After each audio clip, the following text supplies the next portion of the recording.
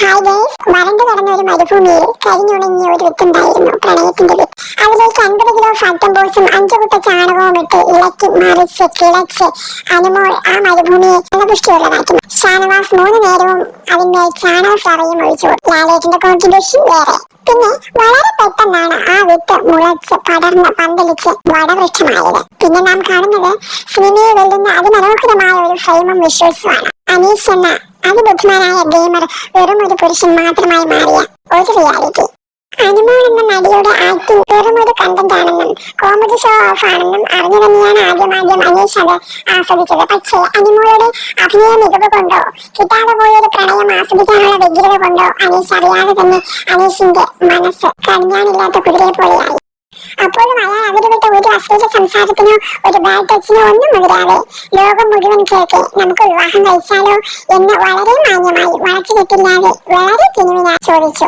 പക്വതയോടെയുള്ള ആ no accept ചെയ്യാൻ അനീഷിന് കഴിയുന്നില്ല. കാരണം അനുമോളുടെ ഫേക്ക് പ്രണയം അയാളുടെ മനസ്സിനെ അത്രമേൽ സ്വാധീനിച്ചു. മണിക്കൂറുകൾ ഏറെ എടുത്താണ് അയാൾ പഴയ ട്രാക്കിലേക്ക് വന്നത്. ആ ഫേക്ക് പ്രണയം കോമഡി കോണ്ടന്റ് ആണെന്ന് മനസ്സിനെ പഠിപ്പിച്ചു കഴിഞ്ഞപ്പോഴാണ് പിന്നെയും അനുമോൾ അനീഷേട്ടാ എനിക്ക് സംസാരിക്കണം എന്ന് പറഞ്ഞ് അനുമോൾ വീണ്ടും വരുന്നു. വളരെ കണ്ണിങ്ങായി ഒഴിവാക്കി ഇനിയൊരു കണ്ടന്റിന് സ്ക്രീൻ സ്പേസ് കൊടുക്കണ്ട എന്ന് തീരുമാനിക്കുന്ന അനീഷിനെയാണ് നമുക്ക് പിന്നെ കാണാൻ കഴിയുന്നത്. അനുമോൾ എന്ന സീരിയൽ നടിയോടാണ് ഞാൻ ഇന്ന് സംസാരിക്കുന്നത്. 4ാം സീസണിലും 6ാം സീസണിലും ഓരോ വനിതാ മത്സരാർത്ഥികളുണ്ടായിരുന്നു. ഒരാൾക്ക് കൺഫ്യൂഷനും മറ്റാൾക്ക് ക്ലാരിറ്റി ഇല്ലായ്മയും. പക്ഷെ അവരിൽ നിന്നെല്ലാം വ്യക്തമായ ഒരു നോ പറഞ്ഞ അനുമോളുടെ ആറ്റിറ്റ്യൂഡ് വളരെ ബെറ്ററാണ്. നിങ്ങളുടെ നോ എന്ന ആൻസർ അക്സെപ്റ്റ് ചെയ്യപ്പെടേണ്ടതാണ്, റെസ്പെക്ട് ചെയ്യപ്പെടേണ്ടതാണ്. പക്ഷേ ഒരു കാര്യം പറയാതെ വയ്യ, മനുഷ്യന്റെ വികാരങ്ങൾ വെച്ച് കളിക്കരുത്.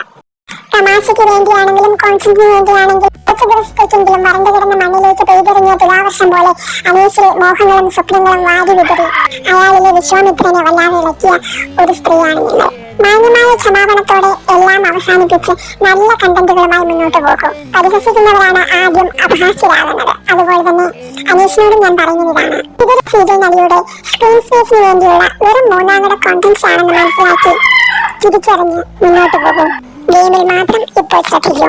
All the very best to Anish and Anumol.